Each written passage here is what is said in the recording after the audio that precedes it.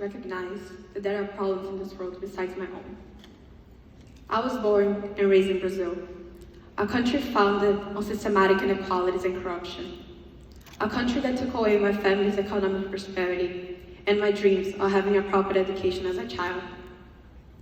Not only was I impacted personally, but I also witnessed the most horrific scenes violating fundamental human rights. When I moved to the United States, I thought that things would be different here, that I wouldn't be exposed to these issues. However, I soon realized that unfairness and inequalities, they exist here too. And as a woman, an immigrant, and a Latina, I question whether my ability to achieve my academic and professional goals, social and economic prosperity, and human rights were attainable. I recognized that everyone could notice my accent as I spoke, and people could think that because I wasn't born nor raised in the United States, I cannot possibly understand its people, their fights and aspirations. Because I haven't inherited the American civic sentiment during my childhood, I cannot be a young civic leader in this country. So I stopped using my voice, and I became silent. Even though I'm very committed to become a young civic leader here, I thought that these problems were bigger than me. But that all changed when I became part of the Honors College, because here, I learned to take real action for civic engagement, and this lesson changed my life. Since the beginning of my journey, I have interacted with different communities in need in order to better understand their struggles, how to approach solutions, and how to take care of each other as humans.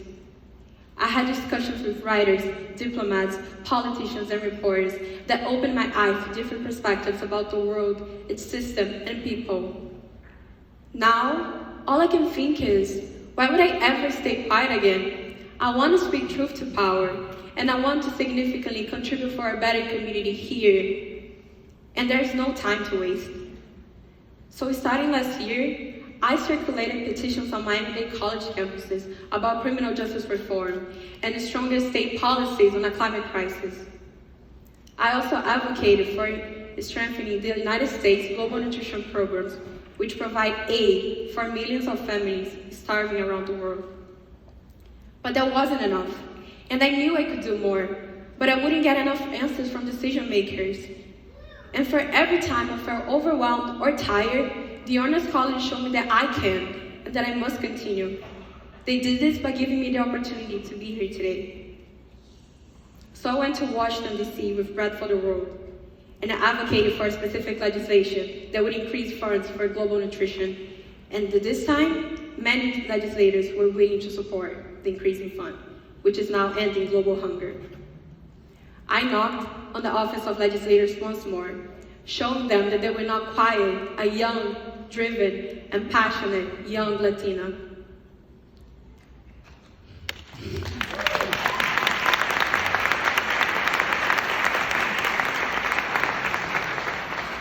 For the midterm elections last year, I registered thousands of students for the elections.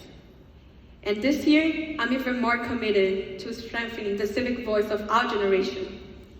Even though I cannot vote myself, and I cannot go to the polls, I will make sure that every eligible voter is there, and it is represented, and it is part of the movement. And through these experiences, I was able to put the education I received into the Honors College in practice. I learned about my value and my power, and that I'm not defined by what others think about me. And because of my multicultural perspective, I'm able to address unfairness and inequalities. You see, I am courageous to take a stand. So my accent could be distinct, unique, and loud, but my voice is powerful and sincere. My perspective offers a deep, more complex, and empowering point of view that I take everywhere with me, and it helps me to move forward on the toughest days. And this is thanks to the Honors College.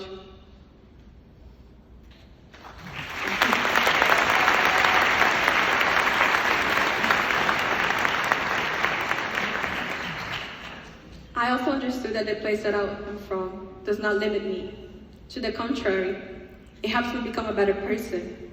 Because now I can understand the importance of being who I am today. Someone who is willing to make a difference, while also being a daughter who is loving, a sister who remains connected, a student fighting for her academic goals, an advocate fighting for what she believes, and a global citizen in change-making, challenging global issues. And all of these identities are influenced and inspired by where I came from. And I cannot thank this program enough for helping me find the truth about myself. But it also helped me understand the truth about everyone else, because everyone here matters too.